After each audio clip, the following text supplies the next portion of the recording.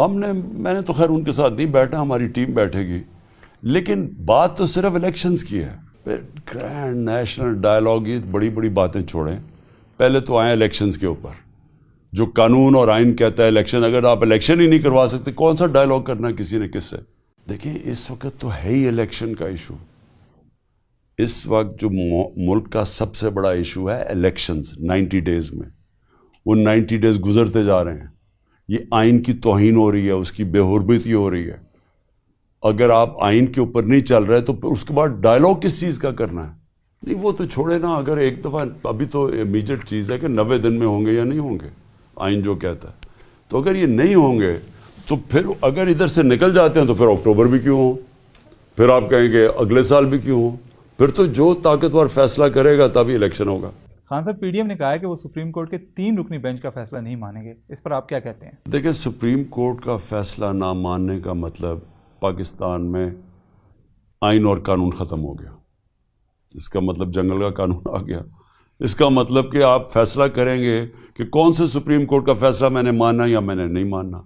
اگر سو موٹو میرے حق پہ ہوئی تھی ہماری، جب انہوں نے ہمارے خلاف کیا تھا اسی سپریم کورٹ نے، میں نے تو الیکشنز اناؤنس کروا دیے تھے، سپریم کورٹ نے ہمارے خلاف فیصلہ دے دیا اور انہوں نے الیکشن کر کے مسترد کر کے شہباز شریف کو بنا دیا.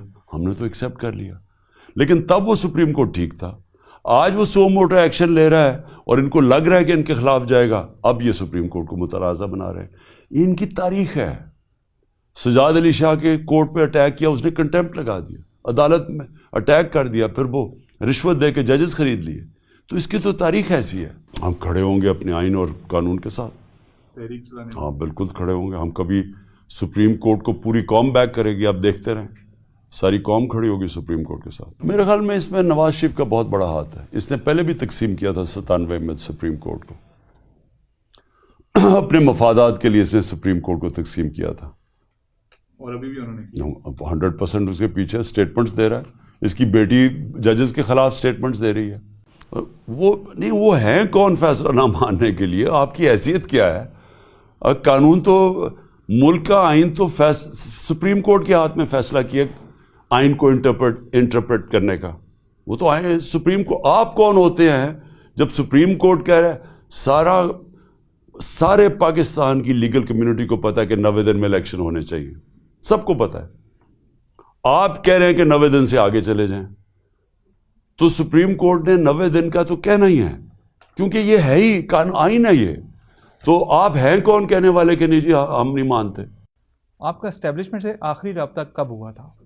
کوئی بات نہیں، ان سے کوئی قسم کا رابطہ نہیں ہے. آپ کرنا چاہ رہے ہیں؟ الیکشنز پہ کرنا چاہ رہے ہیں تو ہم کسی سے بھی کر لیں گے. کیا اس وقت کی فوجی کمان کے آپ کے ساتھ کچھ ذاتی اختلافات ہیں؟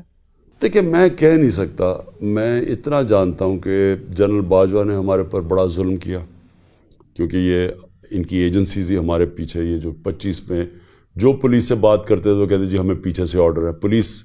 پولیس نے جو تشدد کیا وہ کہتے تھے پیچھے سے یہ کر رہے ہیں، یعنی جنرل باجوہ کروا رہا ہے. اور ہر قسم کے کیسز ہر جگہ، میڈیا پہ بین، ٹی وی چینل سے پوچھو وہ کہیں پیچھے سے یہ کروا رہے ہیں. تو پیچھے تو جنرل باجوہ تھا. امید یہ کر رہے تھے کہ جب جنرل باجوہ جائے گا تو چینج ہوگا، تو کوئی چینج آئے گا. کوئی چینج نہیں آیا، وہی پالیسیز چل رہی ہیں، بلکہ اس سے بھی کئی شدت پکڑ رہی ہے.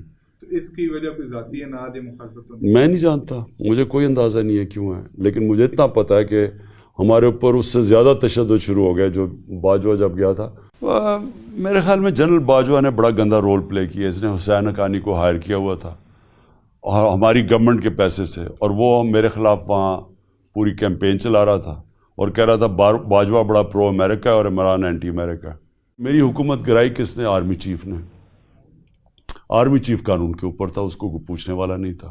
وہ سازش کرتا رہا اور آخر میں آ کے اس نے یہ ان لوگوں کے ساتھ مل کے، اور ساتھ پھر اس نے امریکنوں کو بھی میرے خلاف کر دیا.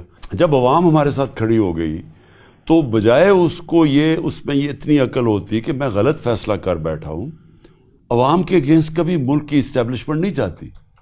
وہ جا کے ہمارے خلاف ہو کے اور ان کے ساتھ کھڑا ہو گیا جن کی وجہ سے عوام ہمارے ساتھ آئی تھی. یعنی یہ جو اوپر جرائم پیشہ لوگ آ کے بیٹھ کے ہیں جن کے اوپر 1100 ارب روپے کے کرپشن کیسز تھے، جب وہ ان کے ساتھ کھڑا ہوا تو قوم بھی اور فاصلہ ہو گیا ادارے میں اور قوم کے اندر بھی.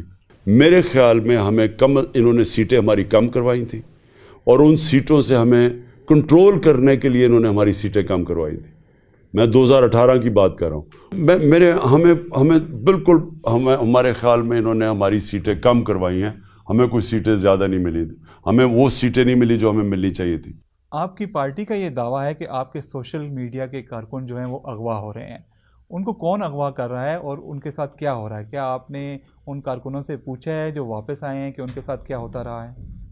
اظہر ماشوانی کو 7 دن کے لیے ابڈکٹ کر کے لے گئے اور ہمیں پتہ کون لے کے گیا. نہ ایف آئی اے لے کے گئی، نہ پولیس لے کے گئی. ہمیں پتہ ہے کون سی ایجنسی لے کے گئی.